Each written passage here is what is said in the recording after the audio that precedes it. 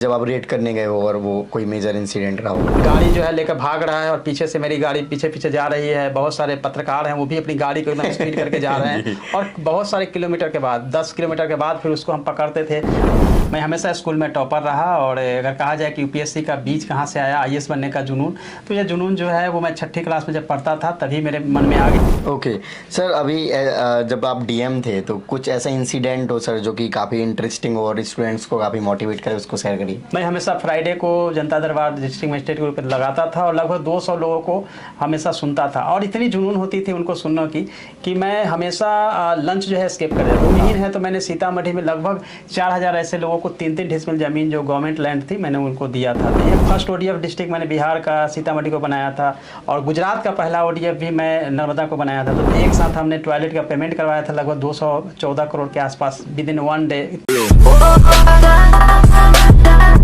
Hello everyone, welcome to स्टूडेंटो। So अभी हमारे साथ हैं एक special guest IAS doctor Ranjit sir, जो कि 2008 बैच के आईएएस ऑफिसर हैं और अभी सर डायरेक्टर हैं वुमेन एंड चाइल्ड डेवलपमेंट के, एडिशनल डायरेक्टर हैं। तो आज हम सर की जो जर्नी रही है, करीब काफ़ी टाइम हो गया सर को, 15 ईयर अराउंड हो गए हैं सर्विस करते हुए, तो सर्विस का एक्सपीरियंस जानेंगे, साथ ही साथ डीएम के पोस्ट के बारे में जानेंगे। हर किसी की फेवरेट पोस्ट होती है डीएम के बारे में, उसमें क्या सर के कुछ ऐसे इंसिडेंट होंगे जो कि डेफिनेटली आपको काफ़ी मोटिवेट करेंगे और काफ़ी इंटरेस्टिंग भी होंगे। इसके अलावा सर की जो लव लाइफ है वो भी काफ़ी वायरल है और काफ़ी इंटरेस्टिंग भी है, तो उसके बारे में भी डिस्कस करेंगे सर से। सो अभी तक आपने चैनल को सब्सक्राइब नहीं किया तो चैनल को सब्सक्राइब कर लीजिए, इस वीडियो को लाइक करें। Okay, first of all sir thank you so much कि आपने हमें अपना टाइम दिया और आपका साथ हम इंटरव्यू कर पा रहे हैं, सो दैट कि आपकी जर्नी को हम लोगों तक पहुंचा पाएँ और स्टूडेंट काफ़ी मोटिवेट भी होंगे डेफिनेटली आपकी जर्नी जानकर। तो सर थोड़ा सा आप अपने बारे में बताइए और एजुकेशन बैकग्राउंड वगैरह। मैं बिहार के वैशाली के देसरी गांव से हूं और चूंकि मेरी प्राइमरी एजुकेशन अपने गांव में ही हुई थी और मैं हमेशा स्कूल में टॉपर रहा और अगर कहा जाए कि यूपीएससी का बीज कहाँ से आया, आईएएस बनने का जुनून, तो ये जुनून जो है वो मैं छठी क्लास में जब पढ़ता था तभी मेरे मन में आ गया था। क्योंकि मेरे जो ग्रांड फादर थे दादाजी, उस समय जब हमारे एरिया में फ्लड आया था, फ्लड के बाद लोग हमेशा डीएम को ढूंढ रहे थे, तो उसी समय मेरे दादी ने बताया था कि सबसे जो जिले का जो बड़ा अफसर होता है वो डीएम होता है। उनके आने और उसके बाद गांव की जो प्रॉब्लम सॉल्व हुई, उसके बाद मुझे लगा कि मुझे भी डीएम बनना है। फिर मैंने आईएएस की जो धुन सवार हुई, फिर मैं आईएएस बन के ही मैं वापस फिर उस मुकाम को आगे बढ़ाया। चूँकि जैसा मैंने बताया कि मैं स्कूल में हमेशा टॉपर रहा, यूनिवर्सिटी में भी टॉपर लिस्ट में रहा और हमेशा मैं अपने क्लास से 2 क्लास आगे की बुक पढ़ लिया करता था। मैं बोर्ड के एग्जाम देता था तो मैं 10+2 मेरी पूरी हो चुकी थी। तो ये सब एक अच्छी चीज़ रही जिसके चलते मुझे बहुत जल्दी मैं आईएएस भी बन गया। अच्छा सर, जैसे आपने अभी बताया कि आप 2 क्लास आगे का पढ़ा, भोकाल बनाने के चक्कर में टीचर आया पहले से बता दिया। मैंने भी एक बार 11 में 12 की क्लास की कोचिंग कर ली थी। देखिए भोकाल तो था, क्योंकि स्कूल में जब मैं 8th क्लास में था तो 10th क्लास के स्टूडेंट को पढ़ाने जाता था। बिकॉज उस समय एक मास लेवल पे टीचर ट्रांसफ़र हुआ थे और बोर्ड के एग्जाम चल रहे मैंने होने वाले थे। तो चूंकि मैं ऑलरेडी अपना बुक फिनिश कर चुका था और टीचर कम थे, तो जो हेड मास्टर थे वो मुझे प्रमोट करके वहाँ ले गए थे कि आप इनको पढ़ाएं। हालांकि आधा बच्चे वहाँ पढ़ते थे मेरे से, आधे भाग जाते थे कि जूनियर से मैं क्या पढ़ूंगा। तो ये चीज़ें वहाँ पे भी एक बहुत अच्छी मेमोरी, मुझे लगता है कि मेमोरी है जो कि बहुत आई थिंक आप सर पहले सोनू है, अगर दूसरा सोनू अभी आया जो है बिहार में देखा जाए। सर बिहार में ऐसे टैलेंटेड लोग निकलते रहते हैं जो कि अजीब टाइप का टैलेंट बोल सकते हैं, जो कि स्पेशल या फिर एडिशनल टैलेंट होता है।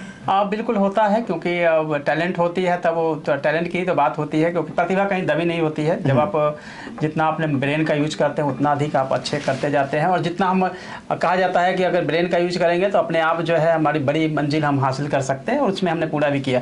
जब मैं अपने गाँव से निकला था पटना यूनिवर्सिटी में मैंने एजुकेशन किया, तो मैंने सोच के रहा था कि मैं जब तक आईएएस नहीं बनूंगा तब तक मैं गाँव नहीं लौटूंगा। ऐसा हुआ भी। मैं 5 ईयर्स तक, मेरे घर से मेरे पटना का डिस्टेंस 40 किलोमीटर है, मैं 5 ईयर्स तक तब तक मैं नहीं लौटा जब तक मैं आईएएस नहीं बना। आईएएस बनने के बाद ही मैं 5 साल के बाद अपने गांव लौटा था। अच्छा, आपने कितने अटेम्प्ट वगैरह दिए थे सर? मेरे जो है टोटल सीएस अटेम्प्ट जो है 3 अटेम्प्ट हुए थे। 3 अटेम्प्ट में, जो कि पहले अटेम्प्ट में जाके मैंने इंटरव्यू दिया, सेकेंड में मेरे फिर फिल्म्स नहीं हुए और थर्ड में 49th रैंक आया। मेरे मार्क्स मेंस में देखेंगे तो बहुत अच्छे मार्क्स थे।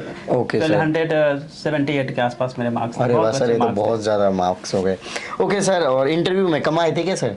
हाँ, इंटरव्यू में चूंकि पहली बार मुझे 102 मार्क्स आए, तो मैंने ये डिसाइड किया कि मुझे नेक्स्ट टाइम इंटरव्यू का मार्क्स नहीं लेना है, इसलिए मैंने मेंस पे ज़्यादा फोकस किया। हाँ। और 156 मुझे मार्क्स मिले, क्योंकि फर्स्ट टाइम अगर 102 मिल रहा था तो अगर तीन चार और मार्क्स बढ़ते तो मेरा सिलेक्शन हो सकता था। तो मुझे लगा कि जो मेरे हाथ में नहीं है, लक पे डिपेंड करता है, उसके लिए मैं छोड़ के जो मेंस था उस पर मैंने फोकस किया और मेंस में मैंने अच्छे मार्क्स लाए। इवन कि आप देखेंगे कि हिस्ट्री में ऑल इंडिया सेकेंड रैंकर था, जीएस में थर्ड रैंकर था, इतने मुझे मार्क्स थे ऑल इंडिया के हिसाब से। राइट सर, जैसे कि कहा जाता है बिहार में आईएएस आईपीएस ही बनते हैं, मतलब कि कलेक्टर ही बनते हैं मैक्सिमम लोग, तो उस टाइम पे एक्चुअल जैसे कहा जाए कोचिंग्स वगैरह या फिर बाकी सारे रिसोर्सेज तो उस टाइम अवेलेबल होते थे?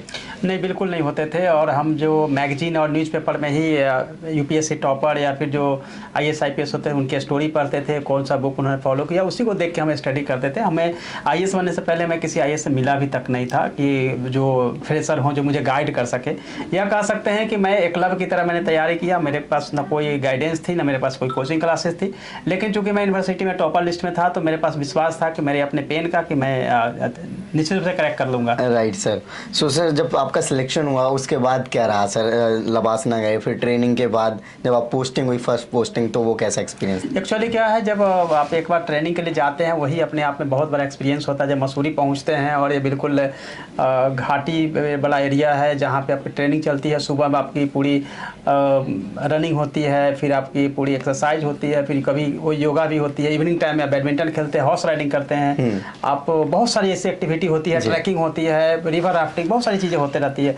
तो काफ़ी एंजॉयबल होता है और ट्रेनिंग भी आपको दी जाती है, सिखाई भी जाती है। तो जब उसके बाद हम लौटते हैं, जब फर्स्ट पोस्टिंग होती है, तो ऐसा लगता है कि अब मैं आईएएस ऑफिसर हूं और डिलीवर करना है, और डिलीवर करने के हिसाब से हम एक्ट करना शुरू करते हैं।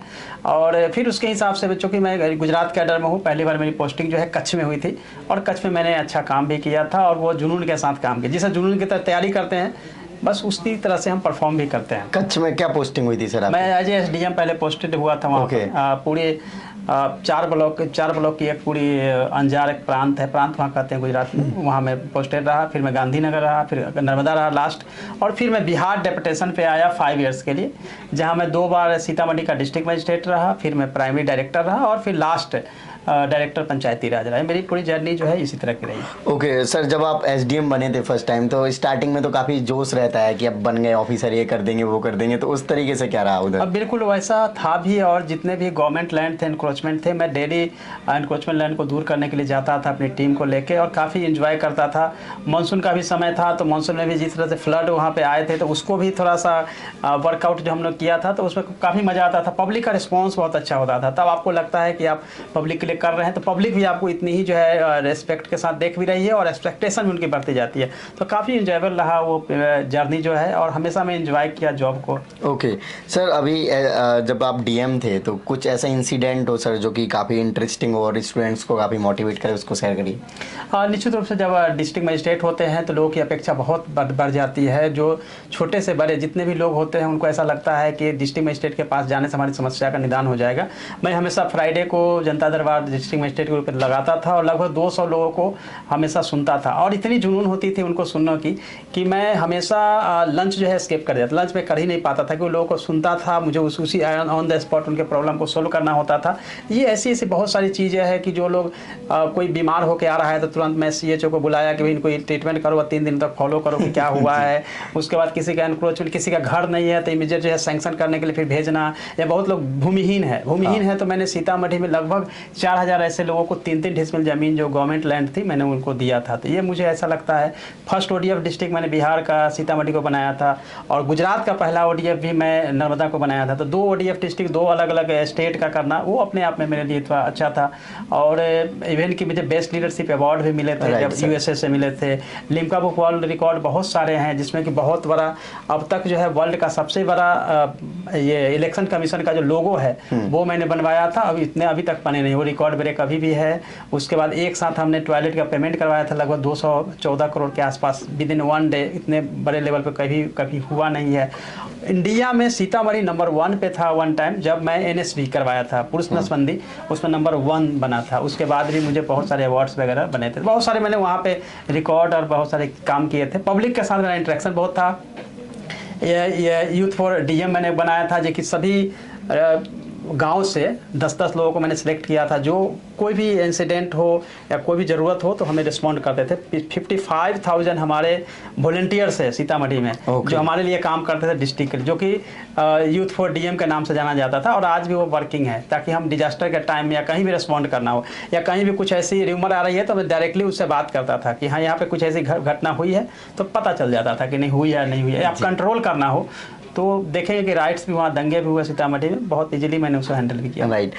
नॉर्मली स्टूडेंट इस सर्विसेज में इसलिए आना चाहते हैं कि उनको समाज सेवा करनी होती है। कई लोग भोकाल के चक्कर में आ जाते हैं, रुतबा होता है, पावर होती है। तो सर ये एक्चुअल में चीज़ें फील होती हैं जब सर्विस करते हैं? हाँ, दोनों ही चीज़ें फील होती है। जब आप समाज सेवा के अलावा दूसरा होता है कि आपके एक साइंस से जो है हज़ारों लाखों लोगों का डिसीजन होता है, उनके फेवरेबल होता है, वेलफेयर स्टेट के रूप में काम करते हैं, वो भी चीज़ होती है। दूसरा क्या होता है कि आपकी सिक्योरिटी की जरूरत पड़ती है, तो उसके हिसाब से बॉडी गार्ड भी बहुत सारे होते हैं, आपके होम गार्ड हाउस में भी गार्ड होते हैं, ऑफिसेज में होते हैं, बहुत सारी चीज़ें होती हैं, आपकी सुविधाएं जो है इतनी अच्छी होती है, तो लोग प्रेरित भी होते हैं कि हमें भी आईएएस बनना है और इसी तरह से हमें डिसीजन करना है।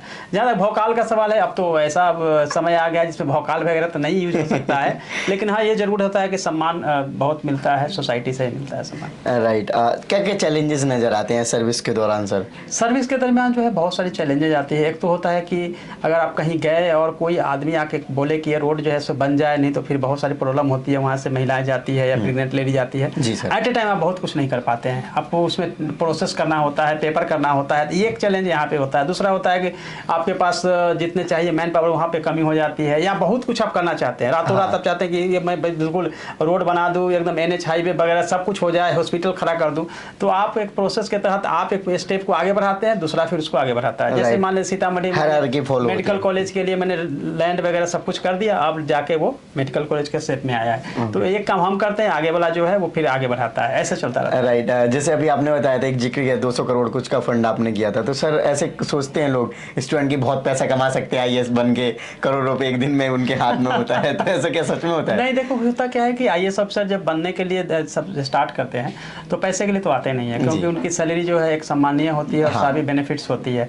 अगर आप उसी तरीके से अगर प्राइवेट्स में चले जाते हैं तो वहाँ आपकी जो पैकेज है वो करोड़ों में हो सकती है। मैं एज ए आईएएस ऑफिसर हूँ, अगर क्विट करके फिर अगर प्राइवेट में जाऊँ तो ये इसके तुलना में देखूंगा तो एटलीस्ट 100 टाइम्स ज़्यादा मुझे सैलरी मिल सकती है प्राइवेट में। तो पैसे के लिए अगर जाना है तो प्राइवेट आपके लिए बहुत अच्छा है, लेकिन अगर आप चाहते हैं कि सोसाइटी कंट्रीब्यूट करे, सिस्टम को थोड़ा करे और नेशन को कुछ कंट्रीब्यूट करे, तो आईएएस में आने के पीछे की वजह सिर्फ और सिर्फ ये होती है कि आप कुछ चेंज करना चाहते हैं, सोसाइटी को कंट्रीब्यूट करते हैं। पैसे वैसे ये आईएएस वगैरह में नहीं होते हैं। जी सर।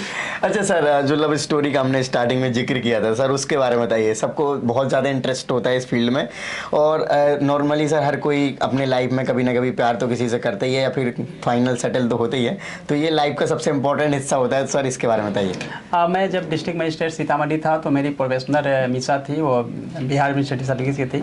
चूँकि डे बाई डे उनको कुछ हमें बताना पड़ता था, इंटरेक्शन बढ़ती गई हम लोगों के बीच, जो है धीरे धीरे फिर म्यूचुअली जो है लव के रूप में जो है सो हम लोग आगे बढ़ गए, और फिर हम लोग की शादी भी हो गई, फिर आजकल तो हमारे बच्चे भी हैं। तो ये पूरी हमारी जर्नी रही है, लेकिन इतना ज़रूर रहा कि जिससे भी अगर आपको मन मिलता है, अगर आपको कंफर्टेबल है जिसके साथ भी, आपको छोटा बड़ा या किसी जाति कास्ट धर्म के बारे में नहीं सोचना चाहिए, क्योंकि आपको एक्चुअली म्यूचुअल अंडरस्टैंडिंग बहुत ज़रूरी होती है। और लाइफ में लव का जो चर्चा जो हमारी है वो काफ़ी रही है और काफ़ी वायरल रहे हैं वीडियो।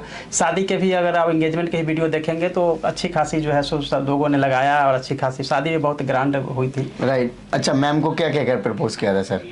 अब एक्चुअली क्या है, मैम को प्रपोज तो व्हाट्सएप के थ्रू ही हुआ था, और हम दोनों ने काफी रोल निभाया। बात होती थी, काम की बातें भी होती थी, बाकी बातें भी होती थी, ये सब चलते रही। ओके। अच्छा सर, जैसे हमने अभी ये सब आपसे पूछा सर्विस के बारे में, तो स्टूडेंट जो डीएम बनना चाहते हैं स्पेशली, तो डीएम में आपको क्या लगता है कि डीएम बनने के लिए क्या पर्सनालिटी होनी चाहिए? अगर वो आईएएस तो अभी एग्जाम निकालने की अलग चीज़ हो गई, ओवरऑल पर्सनालिटी डेवलपमेंट भी करना जरूरी है सर।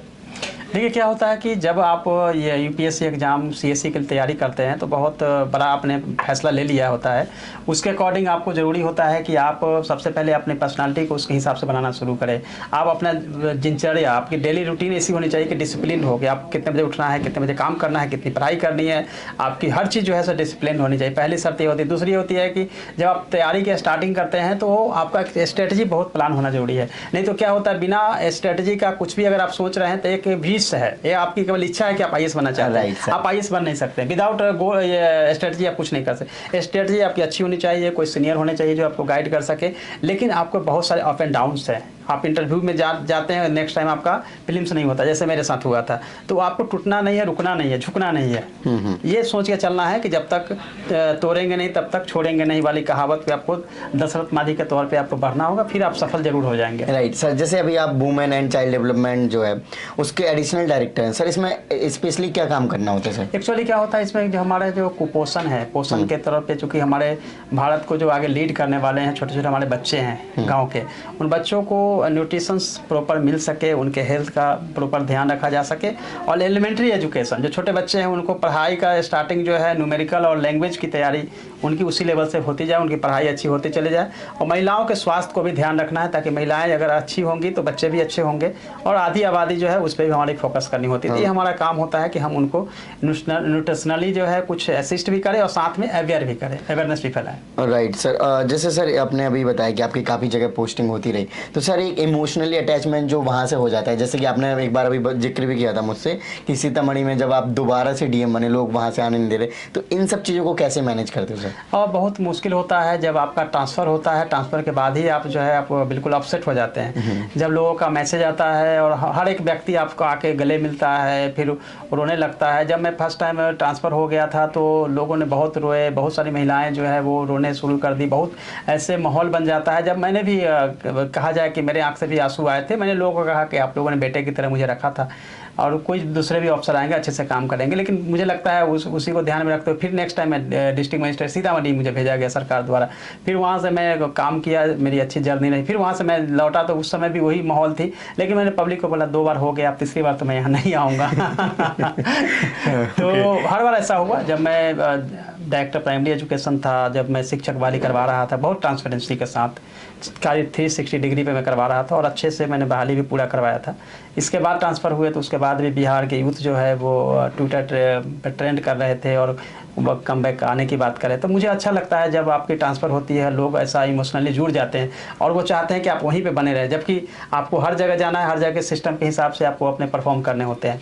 तो ये ही मेरी कमाई रही कि मैं जब भी अपनी ट्रांसफ़र मेरी हुई, वहाँ से लोगों का इमोशनली जुड़ाव ज़्यादा रहा और लोगों ने पसंद किया मेरे काम को। अच्छा, एक चीज़ और सर, जैसे जो बंगला मिलता है और गाड़ी मिलती है, कभी कभी कोई गाड़ी ऐसे पुरानी खटराला मिल गई तो कभी दुख होता था कि इस सब चीज़ों को? देखिए, जब आप डिस्ट्रिक्ट मजिस्ट्रेट या आईएएस अफसर होते हैं, खटारा गाड़ी मिल भी जाती है तो बाद में आपके पास ऑप्शन होता है कि हायर कर लेते हैं, आप ले सकते हैं। हाँ। तो ऐसा कभी नहीं हुआ कि खटारा गाड़ी हुई तो मैं दुखी हुआ, क्योंकि आपकी खटारा गाड़ी और बंगलों से नहीं बल्कि आपकी पर्सनालिटी और काम से लोग पहचान बनती है। राइट सर, कभी मैंने ध्यान ही नहीं दिया इस पर। जी सर, आप काफ़ी यूथ के लिए काम करते हैं, जैसे कि अभी आप सोशल मीडिया के थ्रू रेगुलर बेसिस पे गाइड भी करते रहते हैं, और सर आपका सुपर 50 जो मिशन है जो कि पटना में चलता है, सर थोड़ा इसके बारे में बताइए। एक्चुअली जब मैं आईएएस बना और मैं चूँकि सेल्फ मेड था, तो मुझे लगा था कि बहुत सारे ऐसे मेरी तरह भी स्टूडेंट होंगे जिनको गाइड की ज़रूरत पड़ेगी। तो मैंने बस प्रोबेशनल था, जैसे मेरी प्रोबेशन पूरी हुई मैंने मिशन 50 की स्थापना कर दी, जिसमें मेरे साथ वाले, मेरे बैच वाले बहुत सारे लोग जुड़ गए, और हम लोगों ने स्टार्ट कर दिया कि एंट्रेंस एग्जाम लेंगे, 50 का सिलेक्शन करेंगे और फिर उसको स्टडी कराएंगे फ्री में।